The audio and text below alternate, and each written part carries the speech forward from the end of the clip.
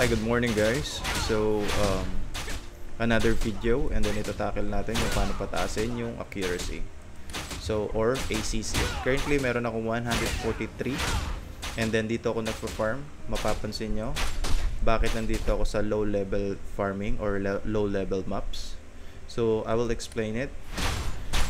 Dito sa character, sa accessory, ito yung inuuna ko ngayon dahil medyo mabababa pa nga yung mga accessory ko. Kailangan natin makomplete at least green kasi medyo mahal na yung blue, kailanganin natin ng Morion. Now, ano bang makakapagpataas natin dito? So I will show you through crafting. Through crafting, pupunta tayo doon sa click nyo yung menu, normal craft, accessory, and then ring.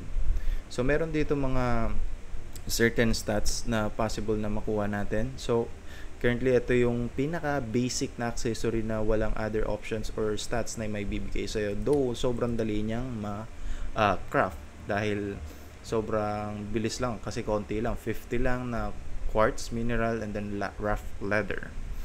Now, ito yung kasi yung bubuuhin ko. Platina ring.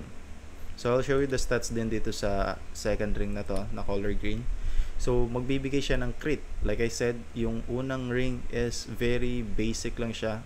As in, 2 ACC lang yung ibibigay sa inyo. Then, pag mag-upgrade kayo dito, meron siyang ibibigay na additional 2 crit and then ACC 2. Then, once na na-upgrade nyo siya sa plus 3, more likely, magiging katulad din siya dito, ACC 5. Now, move on dun sa fina-farm ko ngayon. Currently, nagpa-farm ako ng quartz mineral na atong ring na to sobrang ganda ng ibibigay sa inyong ACC. So once na i-click nyo yan, eto siya, may ACC 2 na and then additional bonus ACC against normal type. Bakit? Ano ba tong option na to? So normally, ang fina-farm lang natin ngayon or quest is mga normal type monster. So it will give you significant ACC talaga once na nakuha nyo to. So kaya I would suggest na i-farm nyo na rin habang maaga pa or kung hindi nyo pa matapos-tapos yung mga bosses doon sa mga main quest nyo. So yeah, it will give you significant amount of ACC. Like I said, ito yung fina-farm ko ngayon. So currently meron ako quartz mineral na 15 pieces and then medyo mahaba-haba pa tong farming na to kasi around 8 hours na ako nagpo-farm. Medyo konti lang din talaga yung nakukuha ko.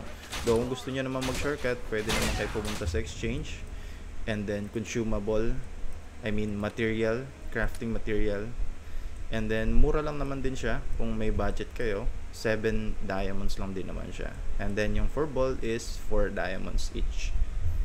So yun lang, iba-browse nyo lang din yan dun sa may mga crafting kung gusto nyong i-upgrade yung mga accessories, equipments nyo, armors, kung anong mas fit para sa inyo na makapagbigay ng significant na ACC. Though hindi naman lahat ng equipments is nakakapagbigay ng ACC, merong defense lang, HP. So mag-focus kayo sa accessory muna kasi ito yung medyo mahirap at medyo magastos bilhin. And then once na na-complete nyo na yan, satisfied na kayo sa ACC, na-reach nyo na yung tamang timing nyo, pwede naman kayong pumunta dito sa collect. So ngayon, sa collect, meron dito, papakita ko sa achievement, dito sa antique. Meron ditong sobrang mura lang na pwede nyong i-craft para makapagbigay ng ACC. So look at this. Meron akong ACC na 2 na dahil lang dito sa na-complete ko. Now, question, paano ba kunin to? Ika-craft nyo rin din siya, i-click nyo lang yung image, craft. Ayan, sobrang mura niya lang kasi rough leather lang yung kailangan nyo, which is already available na rin, I think, dun sa mga bags nyo. Dahil ginagawa nyo naman yung mga side quest. And then, gold is 30 gold lang. Sobrang mura. So, kaya yan yung unahin nyo. Next thing is yung spelldal. Sobrang mura lang din ito. Though, gagastos nga lang kayo ng 2 more yun. But, it will still give you a significant amount of ACC as well, na sobrang dali lang din i-farm. Isang pasukan nyo lang yan sa prosperity na dungeon. So next thing is dun sa mga monster. Now medyo marami na rin akong na-unlock dito, medyo mahaba lang din yung pag-scroll nito, pero yun nga, like I said, sobrang dami ko na rin na-unlock dito sa aking character. I will show you. And prioritize ko din yung mga nakapag-provide ng ACC. Ito, ACC, PvE, ACC1, and then mga PvE damage. So, lahat na may mga ACC na mapagbigay sa inyo, yun, much better kung unahin nyo yun. Then, yung mga passive na bonus damage, potion, doon lang muna tayo sa may sustain, saka na yung damage natin unahin. Kasi mas maganda yung mga sustain gawa nga ng magastos sa pots, and then kakailanganin nyo talaga ng healer, lalo na dun sa mga high level monsters.